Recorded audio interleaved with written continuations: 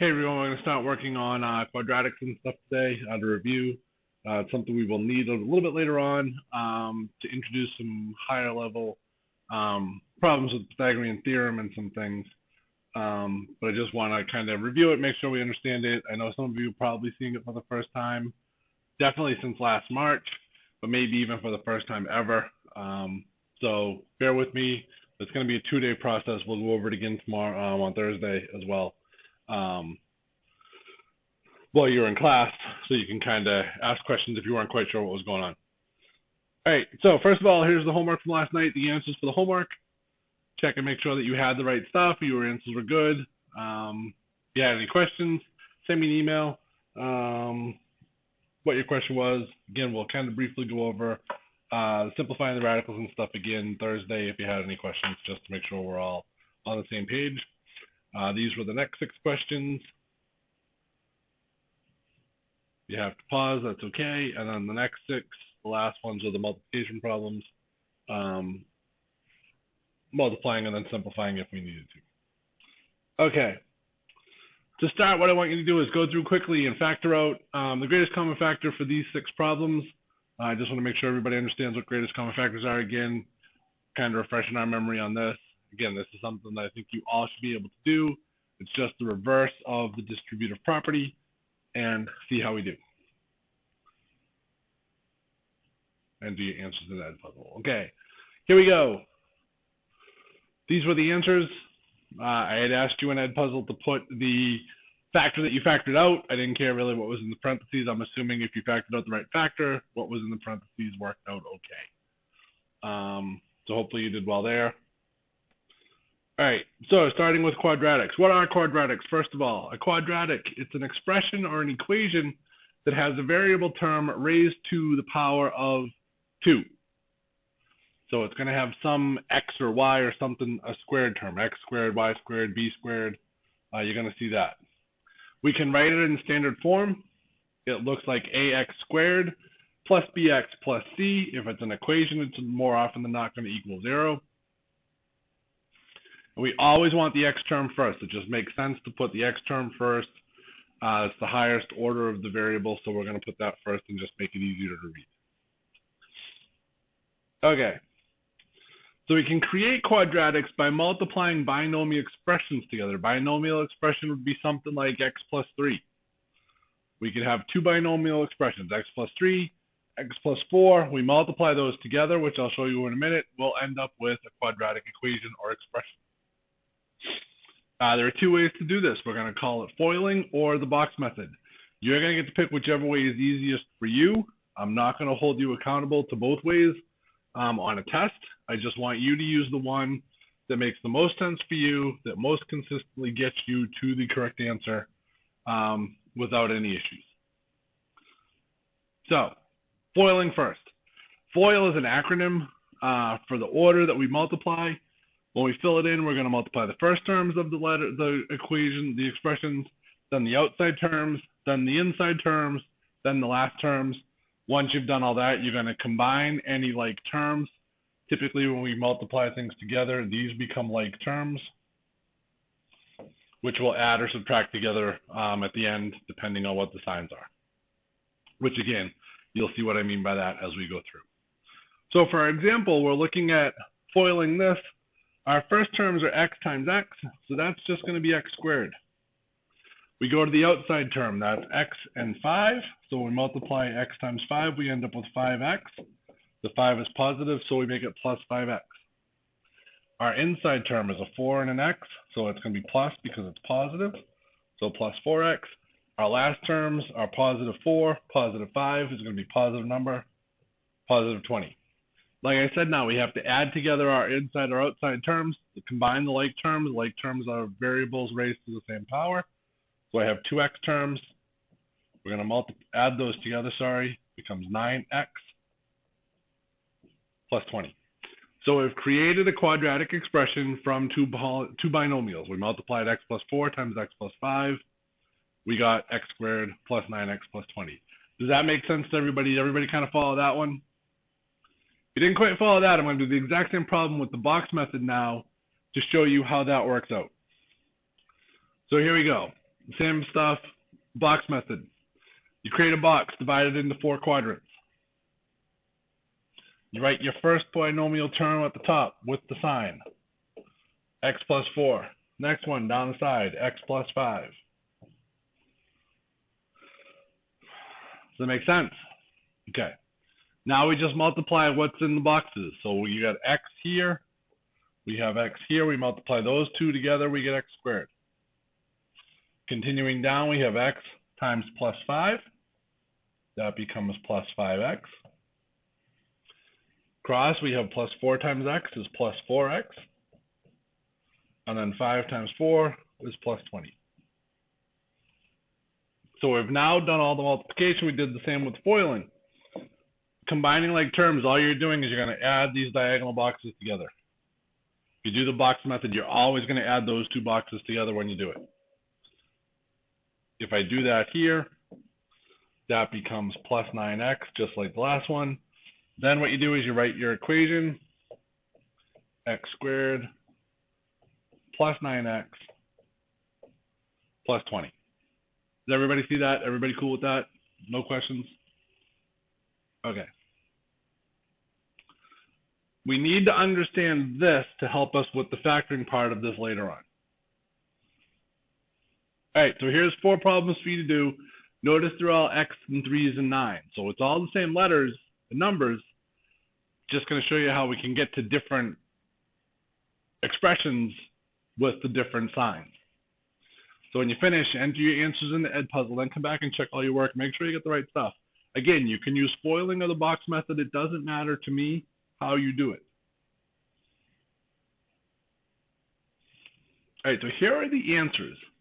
I did 3 of the 4 foiling because I'm just more used to that. That's all we really learned when I was growing up. We didn't have the box method back then. I did do number 2 with the box method just to kind of show you how it worked. Again, when you add your like terms together, we're going to add these terms for the middle term. So you should have had x squared plus 12x plus 27 for number 1, x squared minus 12x plus 27 for number 2. Remember multiplying signs. Like signs are positive, opposite signs are negative.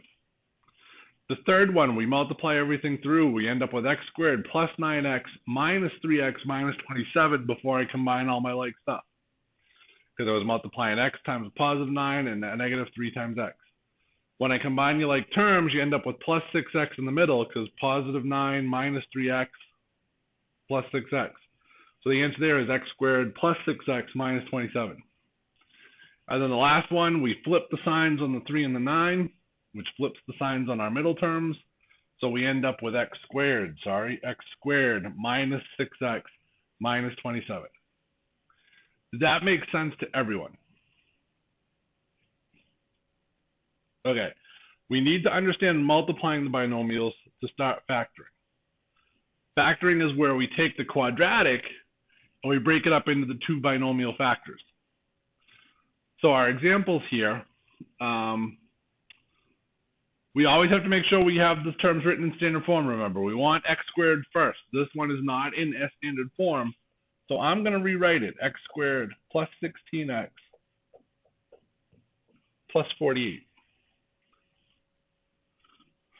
What we're doing from here is we're looking for our 2 factors that we use to multiply these 2 terms together to get the quadratic. So what we're going to do is our first step, we've written it in reform. Our second step is we're going to look for all the factors of our C term. Remember our C term, standard form was ax squared plus bx plus c. Our C term is the number. Underline it there. We need the factor 48 to find out what possible factors are going to add up to positive 16. That's our third step here that it's not in. There's really an extra third step. That's step 4. I will write the third step over here. Our new step 3 is to find the factors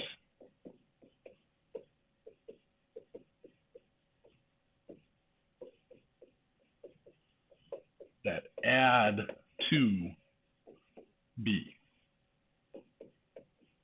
Sorry. So we'll see how we get that as we go through this. So factor in 48. Again, again, right now I'm just worried about positive numbers because I see my middle term is positive. We'll talk about that in a minute. I have 1 and 48, 2 and 24, 3 and 16, 4 and 12, and then 6 and 8. So I'm looking for the two factors of 48 that add to 16. In our example here, that's 4 and 12. So just like we started with, we had two parentheses to multiply together. Here we're going to finish with two parentheses that we've separated apart. Again, both our terms are going to start in x. I have x plus 4 is my first term. X plus 12 is the second term. If I multiply those back together, I should come back to x squared plus 16x plus 48. Does that make sense? You're looking for the terms, the factors that add to or subtract to or combine to the middle term. I want to say it that way, combined to the middle term. Let's change that to combine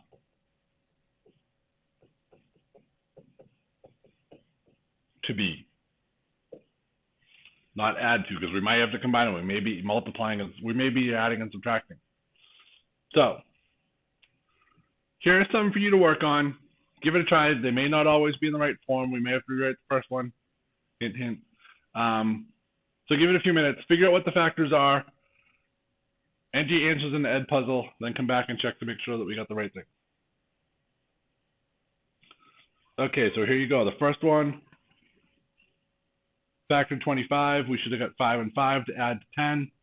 They're both positive, so you should have x plus 5, x plus 5. Next one was a little trickier. We were looking for two factors that multiplied to positive 4 but added to negative 4.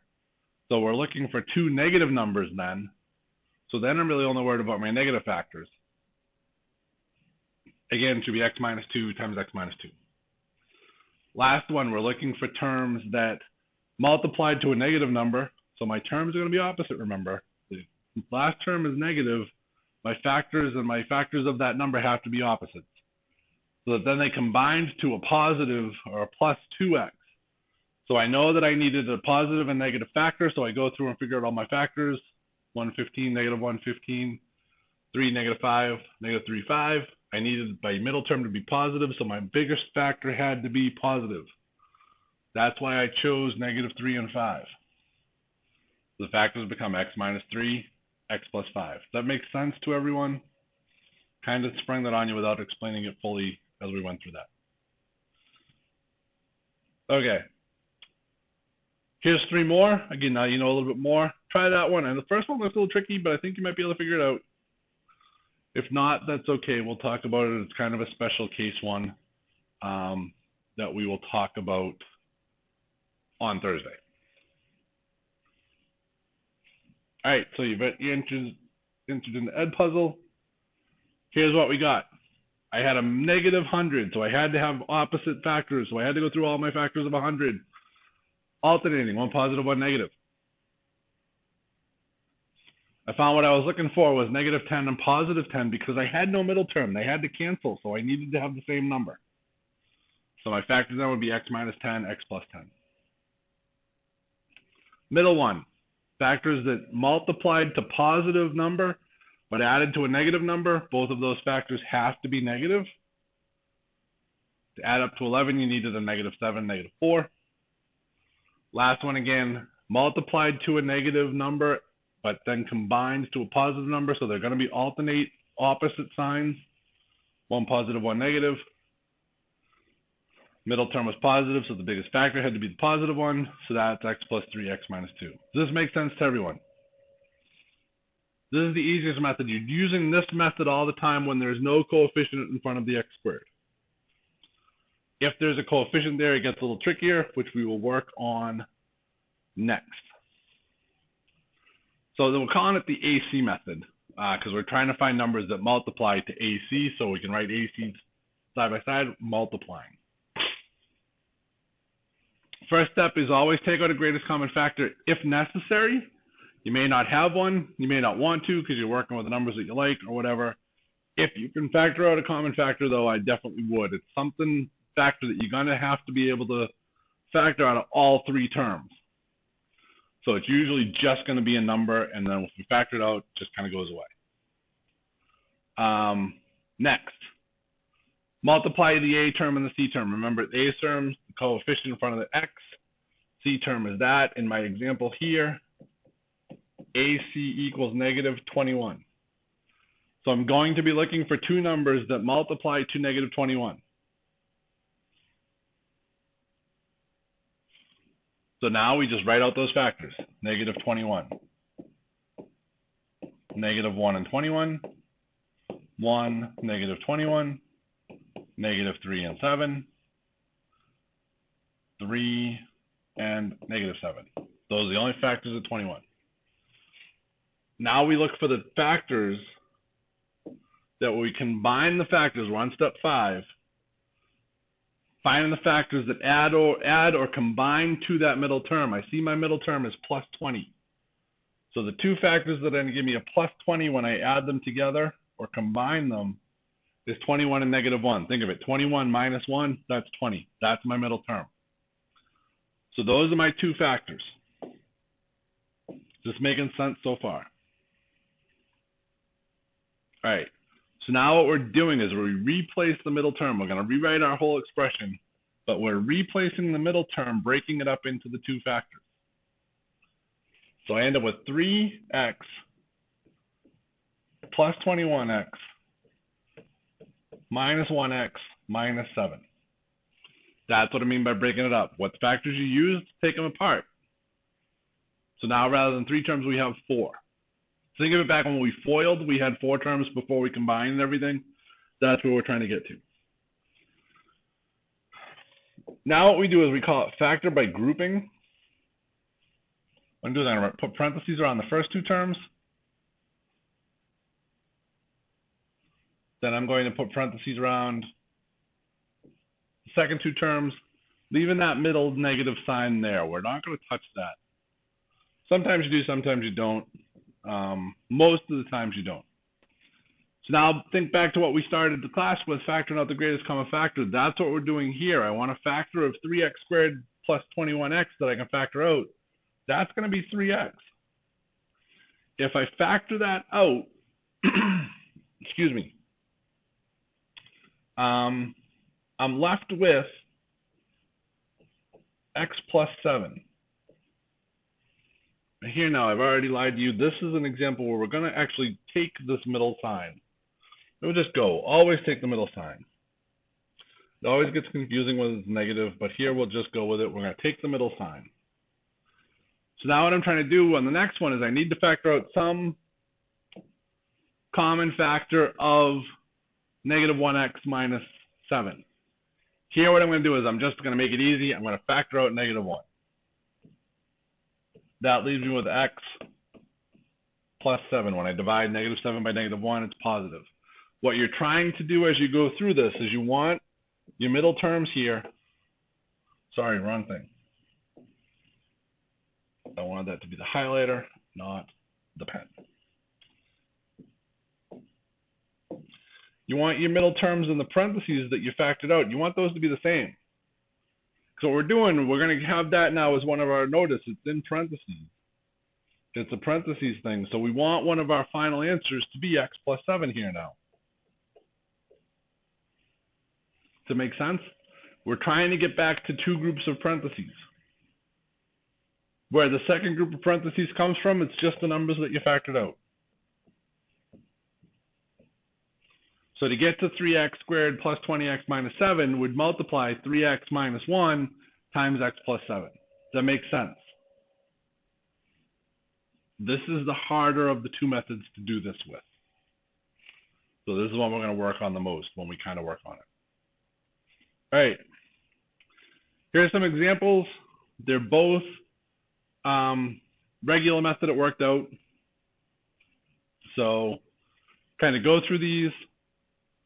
See how you did, enter your answers in the Edpuzzle, and then come back and check out your work. Oh, I never did those. All right, so welcome back. So here are what we'd get for answers. Your answer should be, when we factor that out, x minus 6 and x minus 2. I needed two numbers that multiplied the negative 12, or positive 12, but added the negative 8, so that's going to be negative 6 and negative 2. Last one, we're going to rewrite this. X squared minus 5x minus 24. When I factor it out, I should end up with x plus 3 times x minus 8. And that's where you go. That's where we're going to stop for today. We're going to do a lot of practice for homework with factoring these things. Tomorrow, we'll kind of get into solving them, show you what that entails. But I hope everybody understood that. Not tomorrow, on Thursday, I mean. Remember, tomorrow is a test correction day. We're going to redo the online quiz from last week where you're able to go through and try to get the ones you got wrong right. You'll get back half the points you lost from the last test so that you don't start too far in the hole. And I will talk to everyone, and I'll see you guys all in class on Thursday.